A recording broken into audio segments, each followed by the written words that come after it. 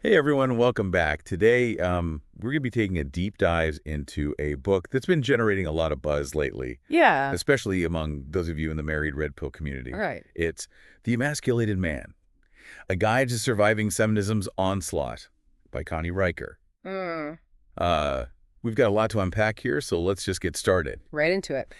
So right off the bat, Riker introduces this idea of covert contracts. Yeah. Can you break that down for us? I know it's a term we throw around a lot in the red pill community, but I think it's worth really exploring what it means Yeah, in the absolutely. context of this book. So Riker uses covert contracts to describe the unspoken expectations Okay. and power dynamics that exist in relationships and in society as a whole. Right. These aren't written agreements, but rather a set of unwritten rules that kind of dictate how men and women are supposed to behave. Interesting.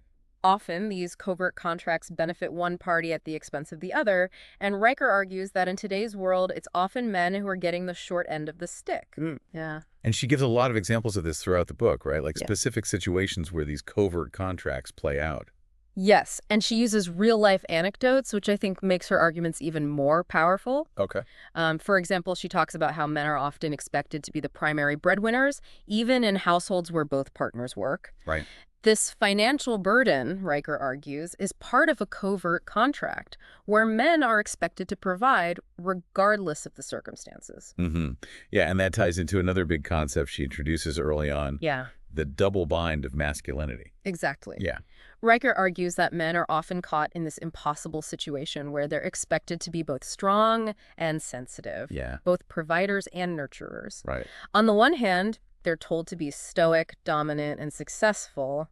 But on the other hand, they're also expected to be emotionally available, communicative, and in touch with their feminine side. So it's like they can't win, right? Right. If they're too assertive, they're labeled as toxic. Yeah, But if they're too passive, they're seen as weak. precisely. Yeah. And this double bind, Riker suggests, is a direct result of how feminism has redefined masculinity.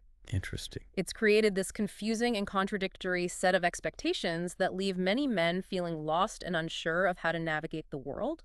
And Riker also spends a considerable amount of time dissecting the concept of emotional manipulation. Yeah. This is something that I know resonates with a lot of guys in the red pill community. For sure.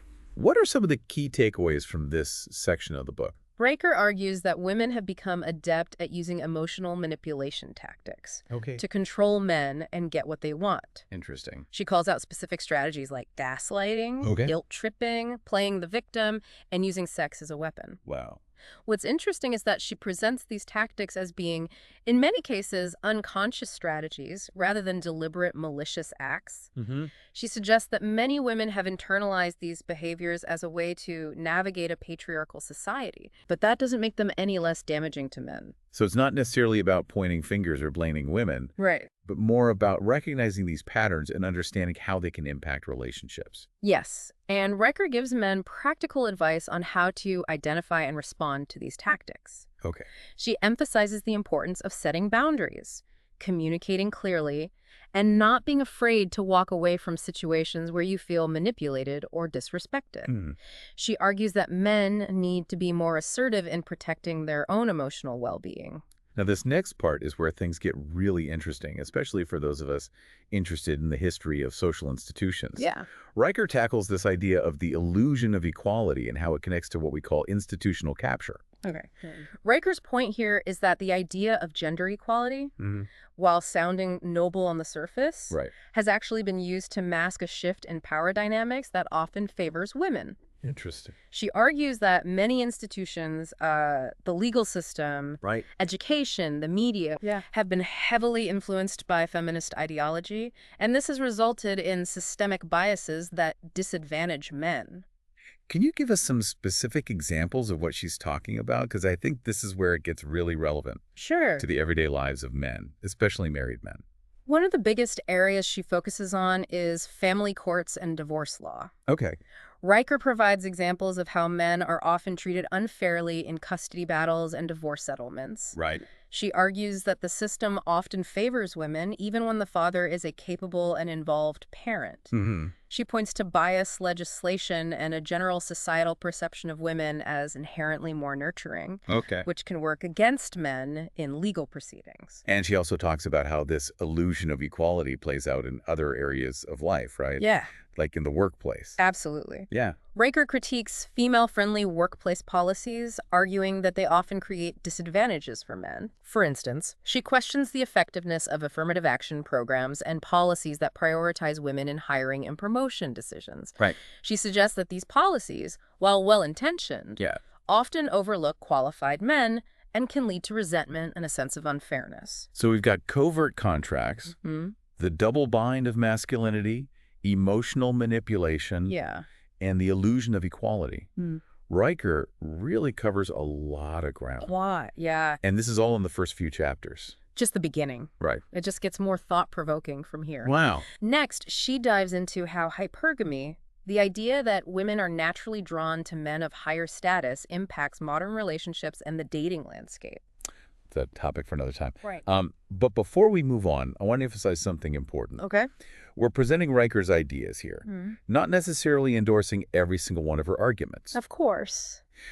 It's up to each of you to critically evaluate her work Right. and decide what resonates with you. I completely agree. Critical thinking is essential, especially when navigating complex topics like gender dynamics and relationships. Exactly. And the goal of this deep dive is to give you the tools and information you need to think for yourself and to make informed decisions about your own life. Speaking of which, Riker provides a lot of practical advice for men on how to navigate these challenges. Okay. We'll delve into that in the next part of our deep dive. Right. But for now, if you're intrigued by what you've heard so far, I highly recommend checking out The Emasculated Man. Why? You can find it on Amazon Kindle and Google Play Books. All right, we'll be back after a short break to continue our exploration of Connie Riker's thought-provoking book. Welcome back. So before the break, we were discussing how the idea of equality has been, in Riker's view, Right. somewhat distorted Yeah. and used to advance an agenda that doesn't always benefit men. Exactly. Now, she takes this argument a step further Okay. and introduces a very controversial term, Oh. female supremacy. Yeah, this is where Riker really pushes some buttons. Right. She's not afraid to use strong language, Yeah, and this chapter is definitely going to raise some eyebrows. it's intense. It is. Mm-hmm. But it's important to remember that Riker is using this term to describe what she sees as a very real power imbalance Okay. that exists in many aspects of society. Right. She's not saying that all women are actively trying to dominate men, but rather that the systems and institutions we live in often grant women a disproportionate amount of power and influence. One of the examples she gives is the way men are often portrayed in the media. Yes. So like there's this constant barrage of negative stereotypes about men being incompetent, bumbling, or even dangerous. Exactly. Riker argues that this negative portrayal of men contributes to a cultural climate where it's acceptable to belittle and dismiss men's concerns. Interesting. It reinforces the idea that men are somehow less capable or less deserving of respect. But she doesn't just focus on the media. Nope. She also points to the legal system, where she argues that men are often at a disadvantage, especially in cases involving divorce, custody disputes, and allegations of domestic violence. Riker contends that the legal system, often influenced by feminist ideology, Right. has created a situation where men are often presumed guilty until proven innocent. She argues that this bias can have devastating consequences for men, Yeah. both financially and emotionally. She even goes so far as to suggest that the push for gender equality has, in some cases, backfired Yeah. and created a system where women now hold an unfair advantage. Right. Riker's point is that the pendulum has swung too far in the other direction. Okay. She argues that instead of achieving true equality, we've created a system where men are often the ones who are discriminated against and disadvantaged. I know this is a lot to take in. It is. And I want to reiterate that we're here to explore Riker's ideas, not to tell you what to believe. Of course. It's up to each of you to decide whether her arguments resonate with you and to form your own opinions. Absolutely. But I think it's important to have these conversations even if they're uncomfortable. Right. We need to be able to talk openly and honestly about the challenges facing men in today's society. Now let's move on to another controversial topic that Riker tackles. Oh, Hypergamy. right. This is something that gets discussed a lot in the red pill community. For sure. But I think Riker's take on it is particularly interesting. Yeah, she dives deep into the evolutionary roots of hypergamy, explaining that it's a natural instinct for women to be attracted to men who can provide resources and security. Okay. She argues that this instinct, while deeply ingrained, can clash with modern relationship dynamics where women are often financially independent and don't necessarily need a man to provide for them. So how does this play out in the real world, according to Riker? Riker believes that hypergamy, combined with the abundance of choice offered by modern dating apps, Right. has created a situation where many women have unrealistic expectations and constantly compare their partners to an idealized standard. She argues that this can lead to dissatisfaction and instability in relationships, as men struggle to meet these ever-increasing expectations. And she even suggests that hypergamy can contribute to the breakdown of marriage, right? Yes, Riker argues that hypergamy can make women more likely to leave a marriage if they feel their partner is no longer providing the same level of status or resources that he once did. She suggests that this is one of the factors contributing to the high divorce rates in Western societies. Riker doesn't pull any punches, does she? Nope. I mean, she's really challenging some deeply held beliefs about relationships and gender roles. She's definitely not afraid to shake things up, and that's what makes her work so thought-provoking. Yeah. Whether you agree with her or not, she forces you to examine your assumptions and to see things from a different perspective. And that's what we're all about here on the Deep Dive. Right? Exactly. Encouraging critical thinking and open discussion. Now, Riker doesn't just point out problems, she also offers solutions. And one of the areas she focuses on is the importance of marriage contracts or prenuptial agreements. So how does Riker approach this topic? Okay. Because I know a lot of guys in the red pill community are skeptical about marriage in general. Yeah. Especially in a legal system that they see as biased against men. Riker acknowledges the risks of marriage in a society where traditional gender roles are shifting. Right. And where the legal system doesn't always favor men. But she doesn't advocate for avoiding marriage altogether. Okay. Instead, she urges men to be proactive and to protect themselves legally and financially. So she's basically saying, if you're going to get married, make sure you have a solid prenup in place. Exactly. Riker believes that a well-crafted prenuptial agreement can help to mitigate the risks of divorce, Right. especially when it comes to finances and property division. Okay. She sees it as a way for men to level the playing field and to ensure that they're not taken advantage of in the event of a divorce. Now, I know this is a topic that can be tough to talk about. Yeah. Especially for those who are already married and didn't have a prenup in place. Right. But Riker also addresses this, right? Yes. She dedicates a section of the book to postnuptial agreements, which are legal agreements made after a couple is already married. Right. She acknowledges that it can be more challenging to negotiate these agreements, but she emphasizes that it's still worth exploring if there are concerns about potential financial imbalances or disagreements about how assets should be divided in case of divorce. So Riker really seems to believe that men need to be more assertive in protecting their own interests, both in and out of marriage. That's a recurring theme throughout the book. Yeah. She encourages men to stop being passive and to start taking control of their own lives. Right. She argues that men need to be more aware of the potential pitfalls and to make informed decisions that are in their best interests. I think that's a message that a lot of men, especially those in the married red pill community, are looking for. Yeah. It's about empowerment, about taking responsibility. Right. And about creating a more balanced and fulfilling life. Exactly. Now, before we wrap up this part of our deep dive, Okay. I want to touch on another important point that Riker makes. Right. The rejection of logic and reason. Oh, interesting. Okay, what does she mean by that? Riker argues that modern society, heavily influenced by feminism, often prioritizes emotional arguments over rational discourse. She contends that this tendency to prioritize feelings over facts can make it difficult to have honest and productive conversations about gender issues. So she's basically saying that it's become taboo to challenge feminist ideas, even if those ideas are based on flawed logic or faulty evidence. That's a big part of her argument. Okay. She believes that this stifling of dissent and critical thinking is ultimately harmful to both men and women. It's like we've created this echo chamber where certain narratives are considered sacred, Right. and any attempt to question them is met with outrage and accusations. And that's exactly what Riker is pushing back against. She's encouraging men to think critically, Okay. to question assumptions, Mm-hmm. and to engage in constructive dialogue, even if it means going against the grain. I think that's a powerful message, especially in a world where it's so easy to get caught up in the outrage cycle and to be silenced for having dissenting opinions. Absolutely, and it's a message that's particularly relevant for those of you in the married red pill community who are often demonized or dismissed for simply trying to understand and improve your own relationships. Well said. So we're going to move on now to Riker's concluding chapters, where she offers a roadmap for men to reclaim their masculinity and create a more balanced and fulfilling future. All right. Welcome back to the deep dive.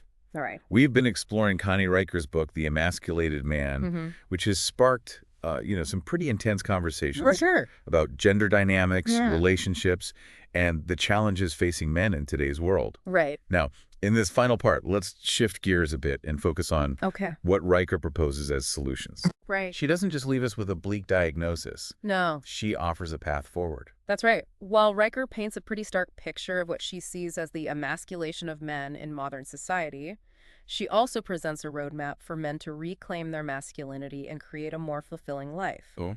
Her message is ultimately one of empowerment and hope.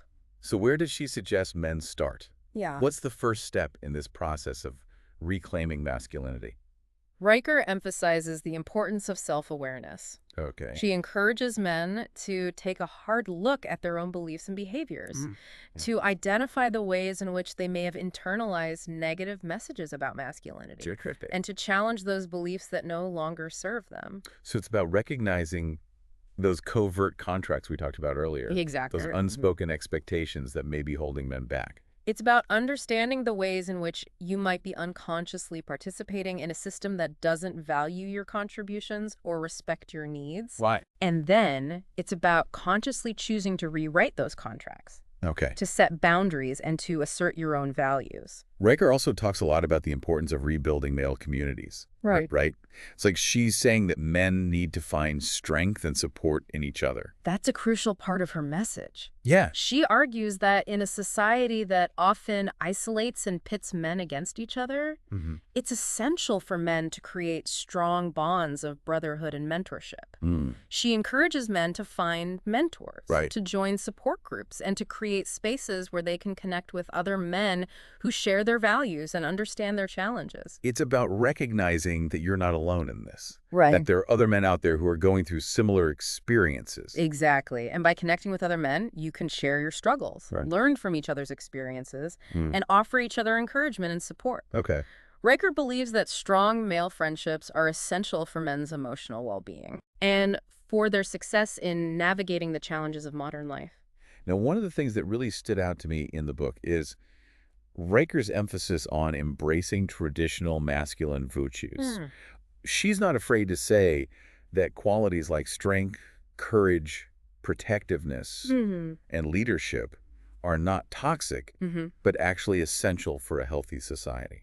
I agree. That's a powerful message. Yeah. Riker challenges the idea that masculinity is inherently problematic or something to be ashamed of. Right. Instead, she argues that these traditional masculine virtues, Right. when channeled in positive ways, can be a force for good in the world. So it's not about rejecting those qualities, Yes. but about reclaiming them and expressing them in a way that is both strong and compassionate. Yes, it's about finding a balance between assertiveness and empathy, Okay. between leading and listening, between providing and nurturing. Right. Rucker believes that men can embody these virtues without resorting to aggression or dominance. Riker also talks about the importance of men finding a sense of purpose, Right.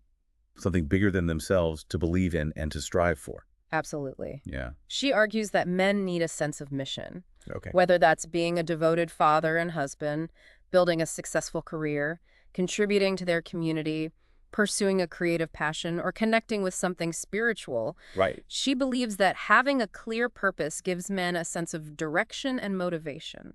It's about having a why that drives you, Right. something that gives your life meaning and makes you want to get out of bed in the morning. Exactly. And Riker stresses that this sense of purpose doesn't have to be grand or extraordinary. Right. It can be found in the simple things. Being a reliable friend, being a good neighbor, being a loving partner, Okay. being the best version of yourself. Now, I know a lot of our listeners are married men who Yeah, are trying to navigate the complexities of modern relationships. of course. What advice does Riker offer for those who are feeling disillusioned or frustrated with their marriages? Riker encourages men to be more assertive in their relationships. Okay. She believes that men often avoid conflict or suppress their needs in order to please their partners. Right. But this can ultimately lead to resentment and unhappiness. So it's about communicating your needs clearly Yeah. and setting boundaries. Yes, and it's also about being willing to walk away from relationships that are no longer serving you. Right. Raker acknowledges that divorce can be painful and challenging, but she also believes that it's sometimes necessary for men to find happiness and fulfillment.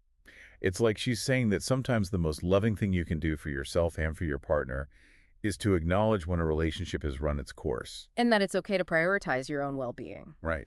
Riker doesn't advocate for staying in a marriage simply for the sake of appearances or because of societal pressures. Okay. She encourages men to be honest with themselves and to make choices that are in alignment with their own values and goals. That's a pretty bold message, especially in a culture that often expects men to sacrifice their own happiness for the sake of their families. It is a challenging message, Yeah. but I think it's also a liberating one. Right. It's about empowering men to take control of their own lives and to create a future that is truly fulfilling. So as we wrap up this deep dive into Connie Riker's The Emasculated Man, what are some key takeaways that you think our listeners should keep in mind?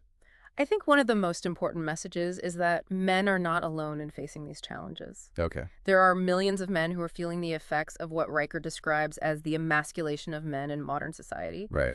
And there are resources available to help men navigate these challenges and to reclaim their masculinity in a positive and constructive way.